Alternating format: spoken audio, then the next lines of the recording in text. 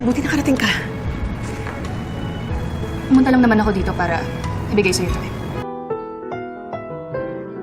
Ang susunod na programa ay rated PG.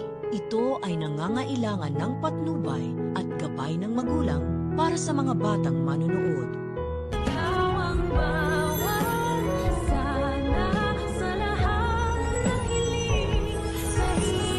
Sa'yo mapupunta ang majority ng kayamanan ni Candela. Matapos nga nating malaman ang tunay na dahilan kung paano nakilala ni Justin ang kanyang Lolo Pepe at ito may sa pamamagitan ng pag-uutos ni Lolo Pepe kay Quinito na magsagawa ng investigasyon upang hanapin ang kanyang apo. At nagsagawa pa nga ang matanda ng DNA test kay Justin upang mapatunayan niyang apo niya nga ito, ay pilit namang gagawa si Giselle ng paraan upang makausap ang kanyang anak na si Justin. Nasa una nga hindi pa siya makapaniwala ng dahil sa nga paniniwala niya na patay na ito. Kaya naman para magkaroon ng lakas ng loob si Giselle ay magpapasama siya sa kanyang pamangkin na si Annalyn sa isang restaurant upang doon sila makipagkita kay Justin.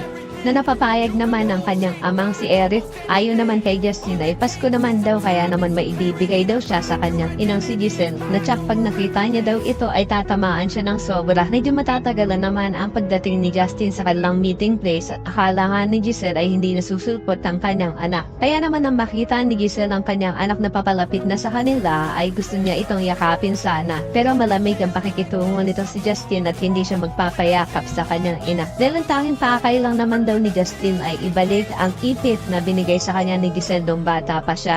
Medyo natuwa naman itong si Giselle at sabi niya pa nga na siya ang nagkapit mismo sa group nito. Yun nga lang ipapamukha ni Justin kay Giselle na ang pakilala lamang ng kanyang ina sa kanya ay Tita Giselle.